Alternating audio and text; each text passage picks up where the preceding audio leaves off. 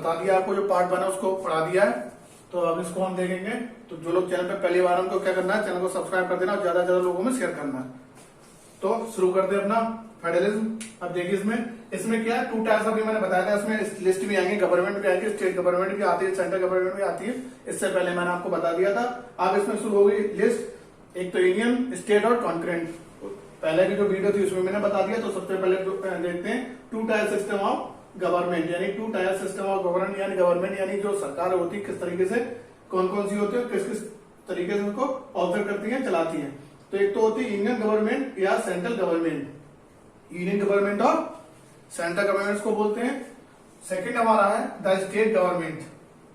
Second हमारा, पहला हमारा हो गया यूनियन गवर्नमेंट, जिसको हम बोलते हैं सेंट्रल गवर्नमेंट, और सेकंड हमारा हो गया स्टेट गवर्नमेंट। ठीक है। और अब आते हैं नीचे। ये तो आपको जनरली ये तो पता होगा, कोई इसमें बहुत ज्यादा प्रॉब्लम नहीं है। अब आते हैं इसमें थोड़ी सी होगी, इसमें समझने की जरूरत है कि इसमें कौन कौन लिस्ट में कौन कौन सब्जेक्ट होते हैं। तो 3 टायर सिस्टम ऑफ गवर्नमेंट, यानी जो मेन हमारे टायर्स हैं, यानी उसमें कौन कौन सी लिस्टें आती हैं, कौन कौन सी लिस्ट इंक्लूड होती है, कौन कौन से टायर होते हैं 3 टायर्स। तो उसमें पहला होगा यूनियन, सेकंड होगा स्टेट और थर्ड होगा कॉन्करेंट। कॉन्करेंट को हिंदी में बोलते हैं समवर्ती। इसको बोलते हैं यूनियन संघ सूची, स्टेट जैसा आएगी तो उसमें राज्य सूची, कॉन्करेंट आएगी तो उसमें समवर्ती सूची।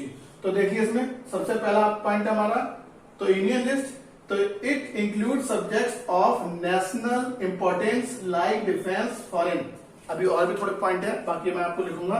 तो इंडियन लिस्ट में कौन कौन से इंक्लूड होती है, कौन कौन से सब्जेक्ट इंक्लूड होते हैं, वो होते हैं नेशनल इंपॉर्टेंस में, यानी भारतीय के लिए जो इंपॉर्टेंस होती है, महत्वपूर्णता होती है। लाइक एज, जैसे कि एक तो डिफेंस हो गया, फॉरेन हो गया, विदेश हो गया, और हमारी सुरक्षा हो गई, यानी रक्षा जिसे हम बोलते हैं। तो उसको आप नोट कर लीजिए। अभी और लिखने को बहुत ज्यादा बताने के लिए भी, क्योंकि बिना लिखे बिना समझाए आपको जो चीजें हैं वो समझ में नहीं आएंगी। तो आप फटाफट नोट कर लीजिए, फिर मैं आप आगे बढ़ूंगा। इसके बाद नोट कर लीजिए जल्दी से। चलिए नेक्स्ट पॉइंट देखते हैं, शुरू करते हैं नेक्स्ट।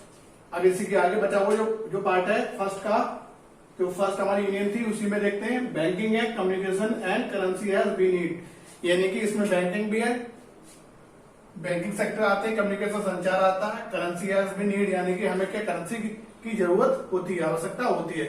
सेकेंड लिस्ट में आ गया हमारा स्टेट लिस्ट। सेकेंड जो हमारी है वो कौन सी है हमारी, वो आ गई हमारी स्टेट लिस्ट। आपको ध्यान रखना है, पहली अभी मैं आपको बता दूंगा कौन कौन सी है। पहली जो हमारी है उसको बोलते हैं इंडियन लिस्ट।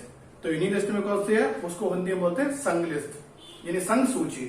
सेकंड हमारा है स्टेट लिस्ट, और पहले वाले मैंने आपको बता दिया था कौन कौन से, यानी कम्युनिकेशन है। जब तक करेंसी, हमें क्या करेंसी की इंपॉर्टेंस है, अगर हमें करेंसी नहीं होगी तो सबसे ज्यादा मेन इंपॉर्टेंस किसकी होती है, वो होती है करेंसी की जरूरत है हमें। जरूरत किसकी होगी, वो करेंसी की होगी, इसीलिए उसको कौन चलाता, वो है यूनियन से। किससे रिलेटेड है, संघ सूची से। अब सेकंड जिसको बोलते हैं स्टेट लिस्ट। स्टेट लिस्ट क्या होती है, जिसको हम बोलते हैं राज्य सूची। राज्य सूची में कौन कौन से होते हैं, इट कंटेन्स सब्जेक्ट को आपको पता ही है कौन कौन से सब्जेक्ट, कौन कौन से विषय लिए गए इसमें इंक्लूड है। तो it contains subject of state and local importance, like local importance में आप देख लेते कौन कौन से इसमें इंक्लूड आते हैं। वो सबसे आपको ध्यान रखना है, इसमें कौन कौन सी चीज इंक्लूड है, बस आपको ये ध्यान रखना है। सबसे पहला कौन सा आ गया, पुलिस। एमसीक्यू में दे रखा होगा कि जो पुलिस है वो कौन सी लिस्ट में इंक्लूड है, तो आपको बताना है। एक ऑप्शन दे रखा होगा कॉन्करेंट लिस्ट, दूसरा हमारा दे रखा होगा यूनियन लिस्ट, थर्ड दे रखा होगा हमारा स्टेट लिस्ट। तो आपको टिक करना है किस पे, स्टेट पे। ट्रेड आ गया, व्यापार आ गया, कॉमर्स आ गया, वाणिज्य आ गया, ठीक है, और एग्रीकल्चर आ गया, और इरिगेशन और सिंचाई आ गया। तो उसको ध्यान रखना है। सेकंड लिस्ट जो हमारी होती है बहुत ज्यादा इंपॉर्टेंस, यानी इंपॉर्टेंट होती है किसके लिए, हमारे लिए, क्योंकि बहुत सारे एग्जाम, यानी कोई भी एग्जाम हो तो आपको सबसे ज्यादा पूछ लिया जाता है कि पुलिस किस में इंक्लूड है, ट्रेड, यानी पुलिस, व्यापार, ट्रेड, कॉमर्स, वाणिज्य, और हमारा आ गया एग्रीकल्चर, कृषि और इरिगेशन, सिंचाई। तो ये इंक्लूड है किसमें, हमारे स्टेट लिस्ट में। ठीक है। अब आते हैं हम थर्ड पे। थर्ड पे आप देख लीजिए, थर्ड पे कौन सा हमारा, कॉन्करेंट लिस्ट, जिसको हम बोलते हैं समवर्ती सूची। इसको बोलते हैं हम समवर्ती सूची। ठीक है। यह समवर्ती सूची होती है, यहां आपको नहीं दिखता होगा तो मैं इसे हटा दे रहा हूं, क्योंकि यहां नीचे आपको नहीं दिखता होगा। तो रेड पेन है और जगह भी नहीं कोई ऊपर लिखने की, तो आपको ये लिख देता, मैं ऊपर लिख देता कि चलो छोड़ो, मैं बताते रहा आपको। संवर्ती सूची, ठीक है। तो इसमें देख लेते हैं, इट इंक्लूड्स, आप आराम से पढ़िए, कोई प्रॉब्लम नहीं है जब तक आप किसी भी चीज को कोई समझ के, क्योंकि मुझे आपका सिलेबस भी कराना है, हर चीज करनी है। आप वीडियो को देख भी रहे हैं, अब बहुत सारे, क्योंकि ये है कि अभी इस समय स्कूल नहीं खुल रहे हैं, थोड़ी ज्यादा प्रॉब्लम नहीं आपको होने वाली कि भाई हमें जो चीज है वो समझ में नहीं आ रही है, जो पढ़ने में कोई प्रॉब्लम हो रही है, तो आपको क्या करना, बस चैनल पर बने रहना, ठीक है। आप वीडियो को देखते रहिए, ठीक है। आप वीडियो को नहीं देखेंगे तो प्रॉब्लम होगी, आप वीडियो को देखते रहिए, आप क्वेश्चन आंसर करते रहिए। मैं आपके सारे क्वेश्चन आंसर भी करवा रहा हूँ। अगर कोई चैप्टर रह भी अभी आप करते रहिए, कोई अगर आपका चैप्टर रह गया लिखने को, कुछ कोई क्वेश्चन उसका रह गया, मैं आपको इतना मैटर प्रोवाइड करा दूंगा ताकि आपको कोई भी क्वेश्चन होगा एग्जाम में वो बच नहीं पाएगा।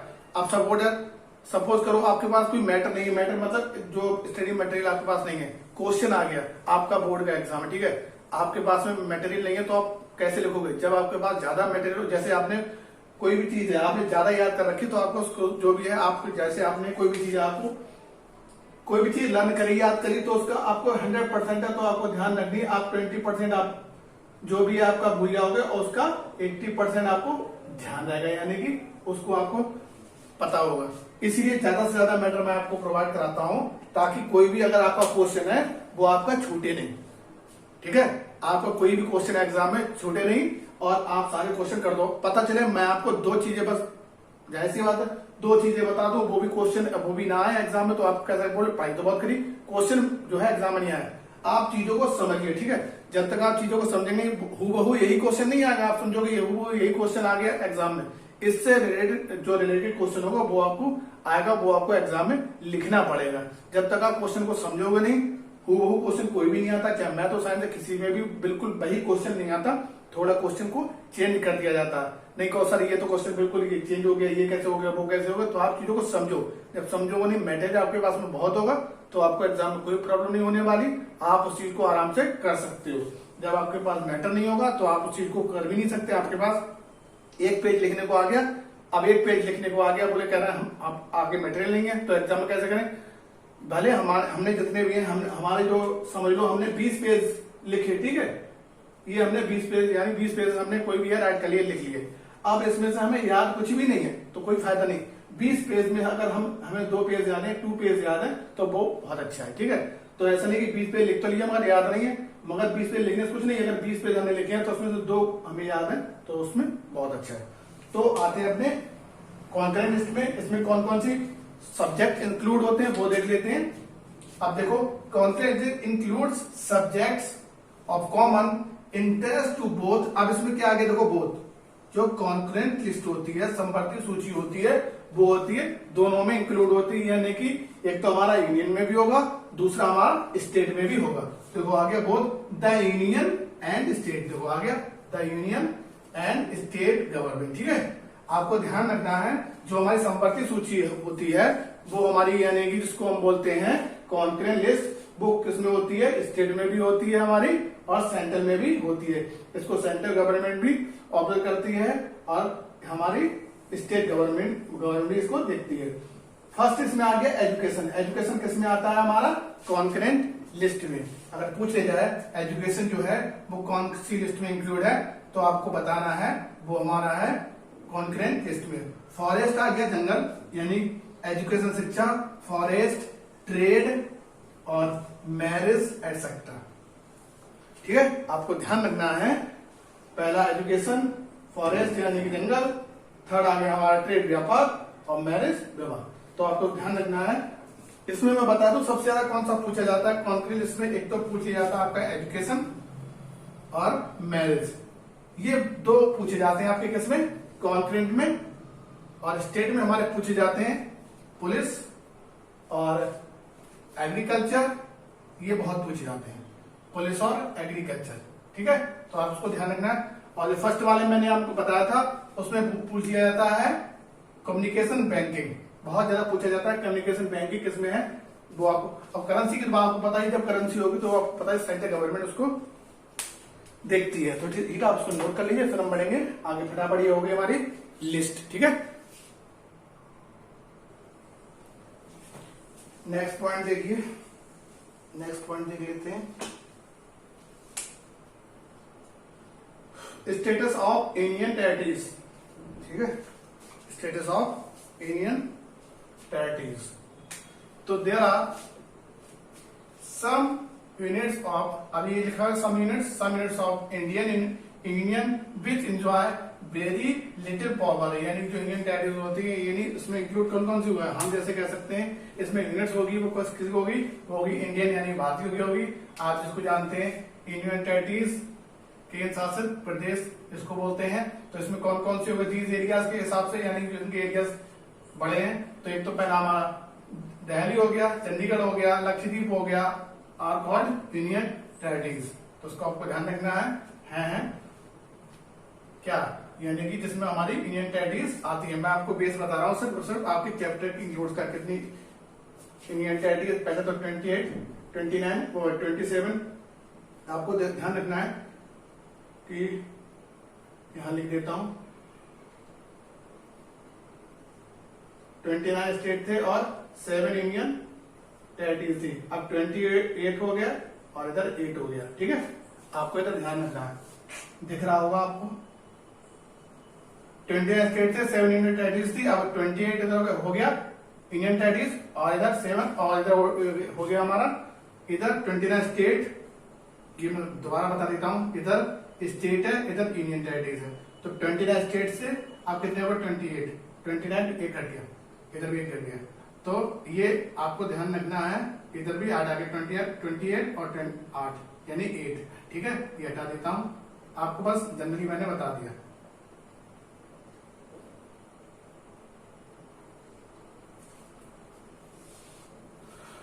अब देखते हैं आगे। ये तो हमारा यहाँ तक हो गया इंडियन टेरिटरीज तक। तो हिंदी वाज इनिशियली, ये देखो, आइडेंटिफाइड एज ऑफिशियल लैंग्वेज, यानी हिंदी हमारी क्या है, ऑफिशियल लैंग्वेज। 22 लैंग्वेजेस हैं हमारी, ठीक है। और ये जो लैंग्वेज है मैंने आपको बताया था, ये कौन सी हमारी सीरीज में है, वो है 8, ठीक है, 8 सीरीज में है। अब आ गया लोकल गवर्नमेंट। तो लोकल गवर्नमेंट में देखते हैं the third tier of government, ये लिखा हुआ गवर्नमेंट, आपको ध्यान रखना है, मैंने गवर्नमेंट लिख दिया। The third tier of government is called local government. आपको ध्यान रखना है ये, the third tier of government is called local government, यानी कि जो हमारी थर्ड बॉडी होती है वो कौन सी होती है, लोकल गवर्नमेंट की। इट इंक्लूड्स, इसमें कौन कौन से इंक्लूड है, एक तो पंचायत इन प्लेस, यानी जो पंचायतें होती है वो कहाँ होती है, गांव में होती है। और हमारा आ गया म्युनिसिपालिटीज, यानी म्युनिसिपालिटीज कहाँ होते हैं, वो हमारे होते हैं अर्बन, यानी नगर में। तो इधर पंचायत हो गई हमारी गांव में, और अर्बन यानी शहरों में क्या हो गया हमारा, म्युनिसिपालिटीज। तो आप उसको ध्यान रखना, नोट कर लीजिए, फिर हम बढ़ेंगे आगे। थोड़ा और रह गया, उसको भी देख लेते हैं, फटाफट नोट कर लीजिए। आते हैं नेक्स्ट पॉइंट पर। तो नेक्स्ट पॉइंट देख लीजिए हमारा पंचायती राज सिस्टम। अब आ गया हमारा पंचायती राज सिस्टम। तो इसमें देख लीजिए आप, in India rural local government is popular known as Panchayati Raj system, यानी कि जो हमारा पॉपुलर इंडिया में है वो किसको जानते हैं हम, पंचायती राज सिस्टम को। Panchayat work under the supervision of Gram Sabha, ठीक है। तो पंचायत वर्क अंडर किसको जानते हैं हम, वो जानते हैं हमारा ग्राम सभा, यानी जो पंचायती राज सिस्टम होता है वो किसके अंडर में आता है, ग्राम सभा के अंडर में आता है। जस्ट मिनट, एक सेकंड आप जाइए जरा, ठीक है, कंटिन्यू करते हैं इसको। तो मैं बता रहा था आपको पंचायती सिस्टम, तो इसको देख लेते हैं। In India rural local government is popularly known as Panchayati Raj system, यानी जो लोकल गवर्नमेंट होती है वो कहाँ होती है, पंचायती राज सिस्टम में, ठीक है। और ये रूरल गांव में, रूरल अर्बन का आपको ध्यान रखना है, रूरल गांव में। तो panchayat works under supervision of Gram Sabha, जो पंचायती राज सिस्टम होता है वो किसके अंदर काम करता है, वो करता है ग्राम सभा वर्ग में काम करता है, आपको ध्यान रखना है। अब आ गया जिला परिषद, ठीक है। All the panchayat samitis in a district together constitute the Zila Parishad. अब इसको देख लेते हैं। ऑल द पंचायत समितिज, यानी जो भी पंचायत समितिज होती है इन आ डिस्ट्रिक्ट, और किसमें, जिले में, district together constitute the Zila परिषद, किसमें होती है, जिला परिषद में। और कौन सी होती है, वो हमारी होती है पंचायत समितिज। अब आगे नेक्स्ट पॉइंट, इसको आपको ध्यान रखना है, या तो मैंने आपको बता दिया कि किसमें होती है, जिला परिषद में। अब आ गया नेक्स्ट थर्ड पॉइंट हमारा म्युनिसिपैलिटीज, ये देखो लिखा है municipalities. These are set up in towns, ये कहां पर सेटअप होती है, कहां से होती है, वो होती है हमारी टाउन्स में, ठीक है, होती है टाउन्स में। इन बिग सिटीज, अब बड़े शहरों में म्युनिसिपल कॉर्पोरेशन आर सेटअप, जो बड़े शहर होते हैं उसमें क्या होता है, म्युनिसिपल कॉर्पोरेशन, ठीक, म्युनिसिपल कॉर्पोरेशन होते हैं, किसमें होते हैं, वो हमारे होते हैं किसमें, बिग सिटीज में, ठीक है। आप इसको ध्यान कर लीजिए, नोट कर लीजिए अच्छे से फटाफट, और बाकी का कोई पॉइंट बचेगा तो हम इसको करेंगे नेक्स्ट वीडियो में, ठीक है। तो आप इसको फटाफट नोट कर लीजिए, समझ लीजिए अच्छे से, और अगर कोई पॉइंट रह जाएगा तो मैं इसको आपको बता दूंगा। आप क्या करना है, बस चैनल को ज्यादा से ज्यादा लोगों में शेयर करना है, ठीक है। और बाकी जो पार्ट है वो हम करते रहेंगे आगे लगातार, आप इसको नोट कर लीजिए, कोई प्रॉब्लम नहीं होने वाली है, आपके सारा कोर्स कवर हो जाएगा।